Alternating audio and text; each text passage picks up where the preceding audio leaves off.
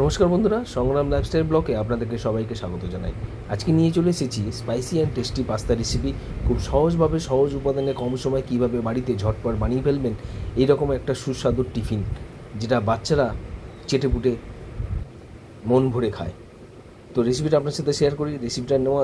রেসিপিটির জন্য আমি এখানে নিয়ে নিয়েছি বর্গেস কোম্পানির পাস্তা, নিয়ে নিয়েছি ম্যাগি মশলা, নিয়ে নিয়েছি আলু, বিনস আর গাজর।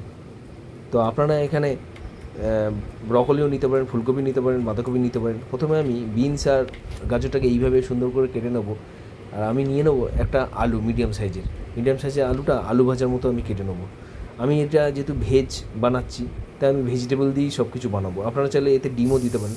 তো আমি এখানে আলুটা এইভাবে আলু ভাজার মতো সুন্দর করে কেটে নেবো। আমার বাড়িতে বাচ্চা আছে, সে একটু আলু দিয়ে খেতে ভালোবাসে বলে তাই আমি আলু নিয়ে নিচ্ছি। আপনারা চাইলে আলু দিতে পারেন, নাও দিতে পারেন, সেটা হচ্ছে অপশনাল, সেটা সম্পূর্ণ আপনাদের উপর ডিপেন্ড করছে। তো দেখুন, এখানে আলু, বিনস আর গাজর এইভাবে আমি সুন্দর করে কেটে নিয়েছি। এরপরে আমি গ্যাসে প্রেসার কুকারটা বসিয়ে দেবো। বসিয়ে দিয়ে ওতে পাস্তাটা আমি 4টে সিটি দিয়ে বয়েল করে নেবো। আপনারা চাইলে এমনি কড়াতেও বয়েল করতে পারেন, তো প্রেসার কুকারে দিলে খুব তাড়াতাড়ি হয়ে যায়। তারপর আমি নিয়ে নেবো ক্যাপসিকামটা আমি অর্ধেক নেবো। অর্ধেক নিয়ে ক্যাপসিকামটা আমি সুন্দর করে কেটে নেবো। ক্যাপসিকামের সাথে আমি দুটো কাঁচা লঙ্কা নিয়ে নেবো। ক্যাপসিকামের সাথে আপনারা বেল পেপারও দিতে পারেন। বেল পেপারটা হলো ক্যাপসিকামের মতোই দেখতে লাগে, লাল রঙের হয়, হলুদ রঙের হয়, সেটা মার্কেটে সবসময় অ্যাভেলেবল থাকে। তো ক্যাপসিকামটা আমি এইভাবে কেটে নেবো।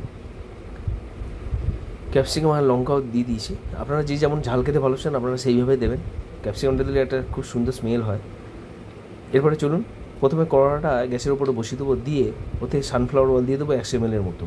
আমি একটু অল্প তেলে রান্না করতে ভালোবাসি, কারণ আমি যে টিফিনগুলো বা খাবারগুলো রেসিপিগুলো বানাই সেগুলো সাধারণত আমার বাড়িতে বাচ্চা আছে, সে বাচ্চাদের জন্য। তো তেল গরম হয়ে যেতে আমি ওতে দিয়ে দেবো রাইদানা। দেখুন, রাইদানাটা সর্ষে দানার মধ্যে দেখতে, কিন্তু ওটা সর্ষে নয়, রাইদানা।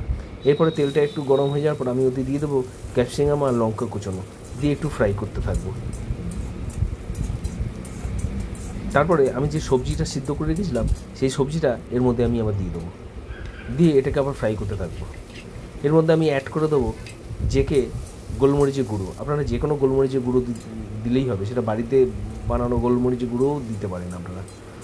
এরপরে দিয়ে দেবো পরিমাণ মতো একটু নুন। তারপরেই আমি যে বয়েল করে রেখেছিলাম পাস্তাটা আমি ওর মধ্যে দিয়ে দেবো। দেখুন পাস্তাটা কত সুন্দর দেখতে লাগছে, একটু সফট হয়ে গেছে বয়েল করে নিতে। আমি আবার ওই পাস্তার উপরে আর একটু গোলমরিচের গুঁড়ো অ্যাড করে দেবো। এরপরে অ্যাড করে নেবো আমি ম্যাগি মশলা। আপনারা ম্যাগি মশলা দিতে পারেন, নাও দিতে পারেন। এরপরে অ্যাড করে দেবো টমেটো কেচাপ। আপনারা এর মধ্যে সয়া সসও দিতে পারেন, ভিনিগারও দিতে পারেন। তো সাধারণত বাচ্চাদের জন্য খাবারটা আমি টিফিনটা বানাই, তো বাচ্চাদেরকে বেশি আমি সয়া সস বা ভিনিগারটা দিই না। তো মোটামুটি আমার রান্নাটা অলমোস্ট কমপ্লিট হয়ে গেছে। আপনারা চাইলে এটা ডিম দিয়েও বানাতে পারেন।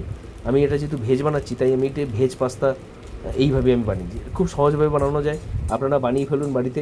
রেসিপিটা কেমন লাগলো, ভালো লাগলে লাইক, শেয়ার, কমেন্ট অবশ্যই দেবেন। আর পাশে থাকা বেল আইকনটি প্রেস করে দেবেন, যাতে নতুন নতুন রেসিপি আপনাদের সাথে শেয়ার করতে পারি।